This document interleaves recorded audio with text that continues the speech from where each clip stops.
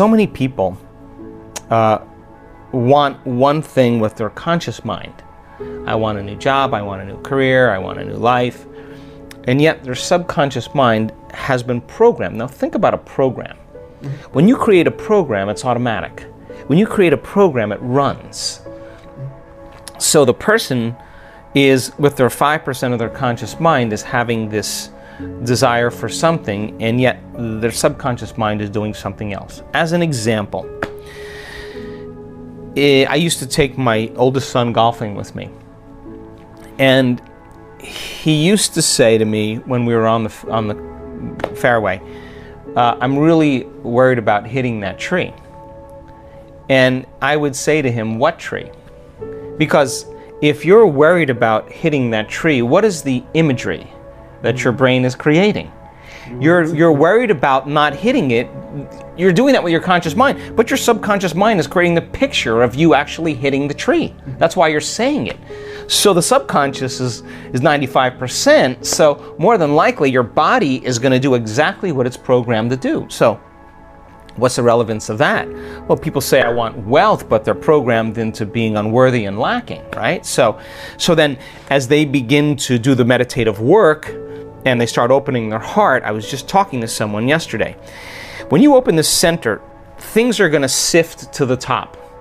All the programs are going to come right up. And when they come up like that, you're going to see why it isn't manifesting in your life. Now, don't see it as like, why is this happening? Did I do something wrong? The subconscious is actually venting. There's a certain period of time in the early mornings where we vent our anxieties. We vent our fears. It's the way the subconscious goes, let's just have this dream and let's just get it over with. So the subconscious is saying, what if you hit the tree? What if you're actually going to hit the tree? You're going to hit the tree because that's exactly the imagery you have when you're trying to create something. You're saying, I really want this because I'm really afraid of dying. I'm really afraid of failure. I'm really afraid of rejection, right? So the person is subconsciously and unconsciously creating the imagery that's actually being revealed to them. So how do we change that? Well, really simple. We got to start rehearsing like a new way. We got to start getting into those deep brainwave states, getting beyond the analytical mind, slowing our brainwaves down, getting into the operating system, and start reprogramming. Okay, so when this happens, these are the things I'm going to do. These are the things I'm going to do to create that, and start rehearsing those steps, priming and reprogramming the brain into a new outcome. So I have had that many years in my life, but I always have seen it as a strong sign, a strong symbol that I got something switched in my brain. I could say that people say I want to be healthy. Yeah, it's 5% of your conscious mind, but you set them at the dinner table and they're breaking all the rules of everything they said. So why does that happen? Because the program is running and they've lost their free will to a program. So now, that's important because your subconscious is talking to you. Now you got to get in there. You got to get in there and start rehearsing that you're going to step away from the table, that you're not going to eat after a certain hour, that you're going to make better choices, and rehearse them and remember what you're going to do and what you're not going to do. Now you begin to, on a fundamental level, begin to rewrite the script, begin to rewrite the program. And over time, if you make one or two new choices and restrain some old choices, you'll tend to make more better choices after you make a few, because you'll start feeling the satisfaction of your efforts. So don't see it as like doing something wrong. It's just that the mind is polarized. And people will say that they want something, but the subconscious is saying, look, this is really what's happening. So get in there now. Now you have the information to begin to unlearn those subconscious programs and begin to rewrite some new ones. So then, every single question here that I've gotten, people need to really come to one of our week-long events, because they need to learn the walking meditation. They need to take their body for a walk and take it out of the past. They got to do that standing meditation so that in their waking day, they're not back to the old programs again. They're walking. It's a new habit.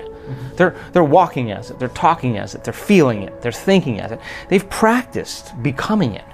So as you overcome every single day, in time you become somebody else. So our week-longs are a great way for people to practice sitting as it, walking as it, standing as it, lying down as it. They're having the opportunity to literally change the habit. And you know, when we're unhappy, we walk a certain way. And when we're feeling sorry for ourselves, our posture changes, and our body changes, and our chemistry changes. And so the moment somebody starts taking on a new energy, and they practice that for 2 weeks, they're going to walk from their car to their office. They're going to be walking as their future self, and their body's going to have to catch up sooner or later. And when it does, all of a sudden they'll say what a lot of people say: I know I'm healed. I know it. How do you know? I just know. I'll do the test, but I already know I'm healed. You see that all the time. The body that has become the mind is so afraid to step into the unknown. Yeah. And it'll do everything it can to distract us. You get an itch, you get a pain, you get gas, you get a headache, you get nauseous. This is all the body going, no. The last time you stepped out into the unknown, it didn't go very well. You got betrayed, you got manipulated, you got taken. You felt a lot of pain. So it's just like, you know, on my ranch, the stallions are in these big paddocks. And when I first had my stallions, I wouldn't put any hot lines around there. And, you know, they could smell the mares up on the top of the property, and they would literally run right through the wooden fences, just like these big animals just breaking through and running up the hill. Well, they were just, nature was calling, you know. But you put a hot line on there, and they hit that hot line a few times, you can walk them right up to that hot line and they will not go any further. That's conditioned. You notice a change in your internal state, you become awake and aware, and you pay attention to what caused it, and you narrow your focus on that line. Do it a few times, and you take a stallion, you try to move that stallion past that point, and they will not move. You can get 5 guys to push them, and they'll push them all backwards. They've been conditioned into the box, right? So that's what pain does for us, right? Like, oh, I don't want that to happen again. So the body is already programmed to make sure that it doesn't. So you start taking the person out of their comfort zone, out of the known, and the body's going, well, I don't know if I want to do this, and it does all those things. Follow the instructions. Take your attention off your body, and every time your body starts doing that, settle it down into the present moment and say, I'm going to let you sleep later.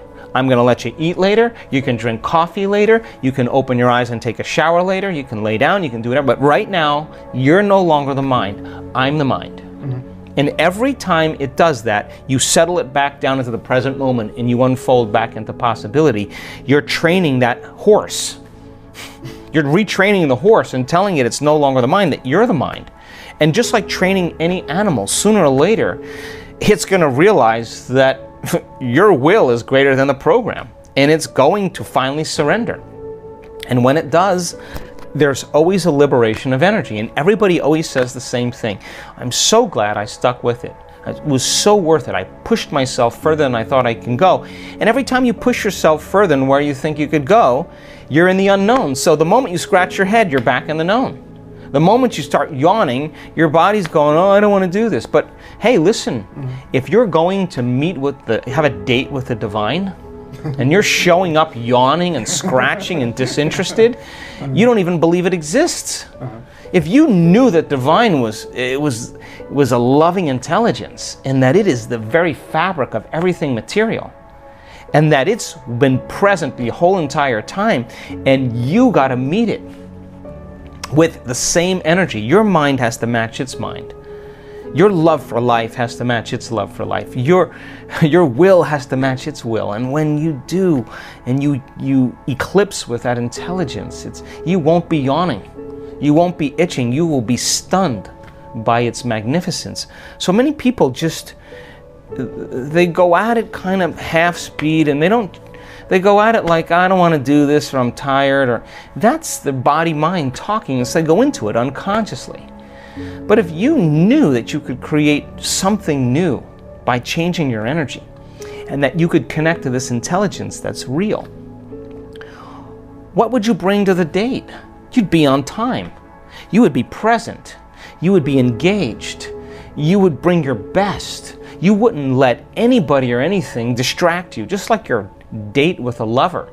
You wouldn't miss that date for anything. You would move mountains to make sure that you had time for that person.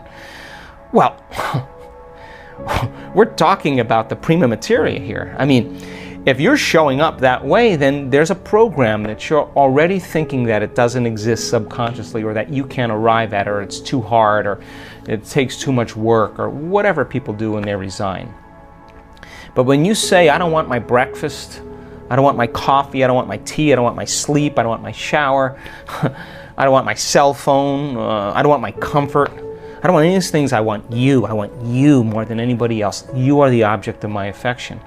And you bring your best. I mean, think about this. People step into the altar of the divine and they complain all the time. Like they beg for things. I mean, do you want a relationship? Think about it. Do you want to be in a relationship with someone who's asking for things, for you to do things all the time for them? They're needing things all the time, that they're begging, sooner or later, you're just going to be like, I don't have time for this, because you're not connecting first, right? Mm-hmm. So connect with that intelligence and understand that you have to match it in its presence, and that you have to make a commitment when you sit down. You're going to sit up like a noble being, that you are going to disconnect from everyone or anything, and you're saying, this is my time. I'm investing my time and attention into the divine. I'm putting my attention on the unknown, and I want to see feedback in my life to let me know that this intelligence is real. And I'm making time to emulate it, to become it, to connect with it. And no person, no thing, no experience, no place is going to take me from my attention to it.